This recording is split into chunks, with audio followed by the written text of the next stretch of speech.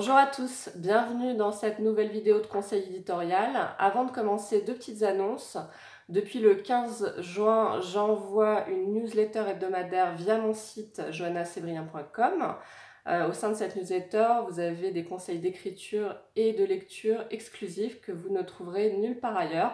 Donc si vous voulez en bénéficier, rendez-vous sur mon site et laissez votre adresse email dans la barre dédiée sur la page d'accueil. Ensuite, comme vous le savez peut-être, je viens d'ouvrir des ateliers d'écriture en ligne. On a déjà un premier groupe qui s'est constitué et on peut accueillir encore une personne. Donc si quelqu'un est intéressé et a envie d'apprendre les bases de l'écriture de fiction en 20 séances, ça commencera à la rentrée de septembre. Inscrivez-vous, contactez-moi à l'adresse email qui va s'afficher. Vous pourrez prendre connaissance du programme sur mon site et puis me contacter par mail si vous avez des questions.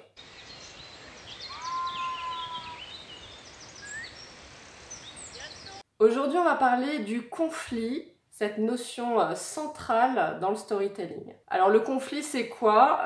C'est en résumé deux forces qui vont s'opposer, voire un peu plus, mais en général c'est ça qui se passe. Vous avez un personnage qui a un objectif, il va passer par un certain nombre d'étapes au cours de l'histoire pour atteindre cet objectif.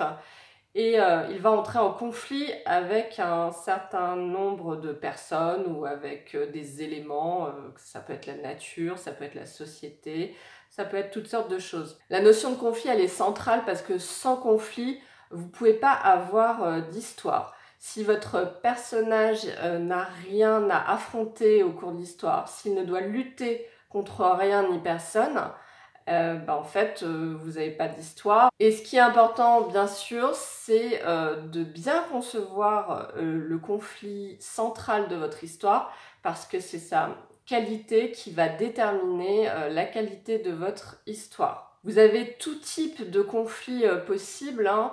Moi, je pense par exemple à Victor Hugo, Les Misérables, le conflit d'un homme contre les préjugés d'une société. Mais alors évidemment, Les Misérables, c'est 1000 fois plus riche que ce que je viens de dire. Vous pouvez prendre un film comme Gravity, où le conflit principal, c'est Sandra Bullock, astronaute, qui doit lutter contre l'espace pour rentrer chez elle. Voilà, vous avez toutes sortes de conflits possibles.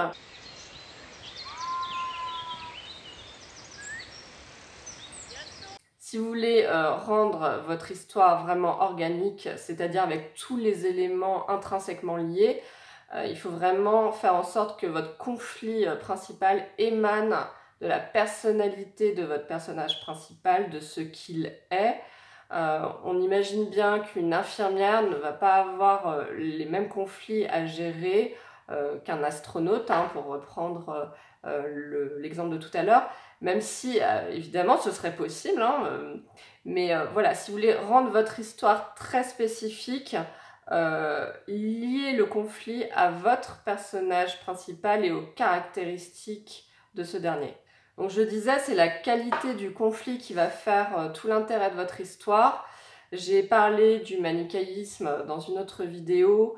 Bon, c'est certain que quand on prend un blockbuster au sein duquel vous avez un personnage qui en gros doit sauver le monde, avec la force du bien qui s'oppose à la force du mal, ce genre de conflit très très vu et revu me paraît moins intéressant qu'un conflit un peu plus original. J'ai parlé par exemple du film Girl qui montre un jeune danseur qui a un problème avec son identité, avec son corps et qui veut intégrer un ballet, mais en tant que fille alors que c'est un garçon. Vous voyez ce genre de conflit qui est beaucoup moins vu puisqu'il s'agit d'un sujet sur la transsexualité.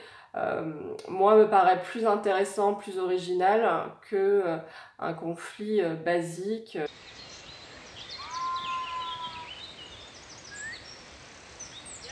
Comment on peut approfondir un conflit? Souvent, ce qui se passe dans les films ou dans les livres, c'est que vous avez un conflit principal et ce conflit est doublé d'une quête interne. Je vais reprendre l'exemple de Gravity. Dans Gravity, Sandra Bullock, qui est astronaute, cherche à rentrer sur Terre. Elle est toute seule dans cette espèce de station orbitale. C'est ce conflit entre elle et l'espace qu'elle doit gérer tout au long du film. Mais il n'y a pas uniquement ce conflit-là. Sandra Bullock, elle est aussi en conflit avec elle-même. Elle doit affronter ses démons. Et notamment la perte de cet enfant qu'elle a subi et qui fait sens complètement avec sa trajectoire dans le film, puisque on comprend que ce n'est pas pour rien qu'elle est devenue astronaute, qu'elle s'est plongée dans cette atmosphère loin de tout, pour oublier en quelque sorte. Donc ce qui est intéressant dans ce film, c'est qu'on voit comment l'héroïne va avoir deux conflits principaux à gérer.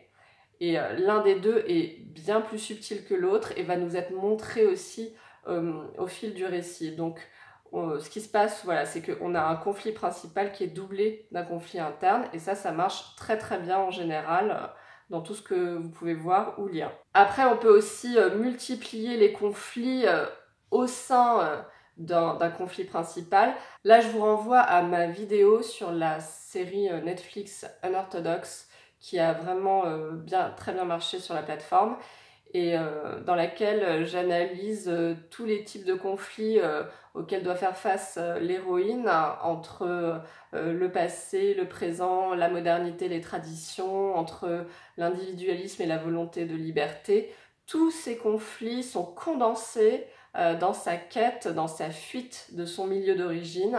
C'est extrêmement bien fait parce que c'est le choix de cette trajectoire en lui-même qui contient tous ces conflits. Et là, à mon sens, c'est vraiment un niveau supérieur de narration puisque les scénaristes ont su choisir et construire cette trajectoire qui va regorger de potentialités en termes de conflits.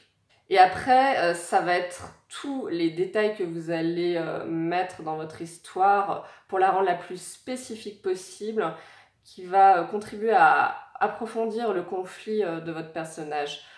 Plus vous ajouterez de la spécificité, plus le conflit sera lui aussi spécifique. Ce qui est important dans la notion de conflit, c'est que chaque conflit doit être propre à un personnage, être rendu le plus spécifique possible et être doublé, voire multiplié au sein d'une même trajectoire dans votre histoire. Si vous arrivez à faire ça, je pense que votre histoire va être extrêmement riche et j'ai hâte de vous lire.